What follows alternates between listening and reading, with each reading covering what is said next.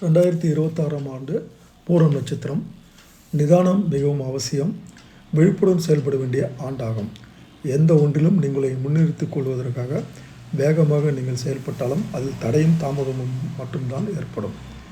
ராகு, கேது, சனி உங்களை பயமுறுத்தினாலும் இந்த ஆண்டில் அஸ்தமனம், வக்ரம் என சனி நிலை மாறுவதும், மே 26 அக்டோபர் 20ஆம் தேதி வரை சனிக்கு குரு பார்வை உண்டாவதும் சனியின் பாதிப்பு நெருங்காமல் செய்யும். லாபகுருவின் பார்வைகள் செவ்வாய் 3, 6, 11, சூரியன் 3, 6, 10, 11 சஞ்சரிக்கும் காலத்தில் லாபங்கள் உண்டாகும்.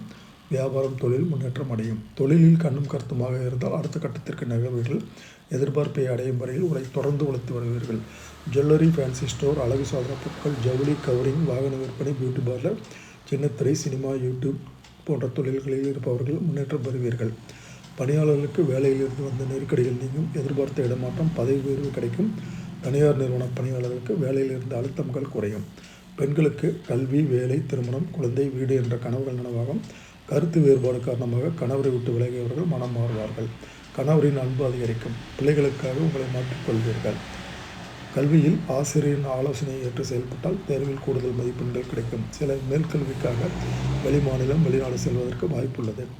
உடல்நிலை சம்பந்தப்பட்டதில் நோய்களிலிருந்து விடுதல்கள் கிடைக்கும். மருத்துவமனையே கதியாக இருந்தவர்களுக்கு உடல்நிலை சீராகும். மருத்துவ செலவுகள் வெகுவாக குறையும். குடும்பத்தில் நெருக்கடிகள் நீங்கும். எப்படி வாழப் போகிறோம் என்று சங்கடப்பட்டு வந்தவர்களின் நிலையும் இப்போது மாறும். பொன், பொருள் சேரும். வீடு, வாகனம் என்ற கனவுகள் நனவாகும். இந்த நட்சத்திரக்காரர்கள் 2026ஆம் ஆண்டு வழிபட வேண்டிய தெய்வம் துர்க்கை அம்மன். இவர்கள் பரிகாரமாக துர்க்கையை வழிபட எதிரி பயம் போகும். வாழ்வில் அனைத்து நன்மைகளும் இவர்களுக்கு தாராளமாக நடைந்தேறும்.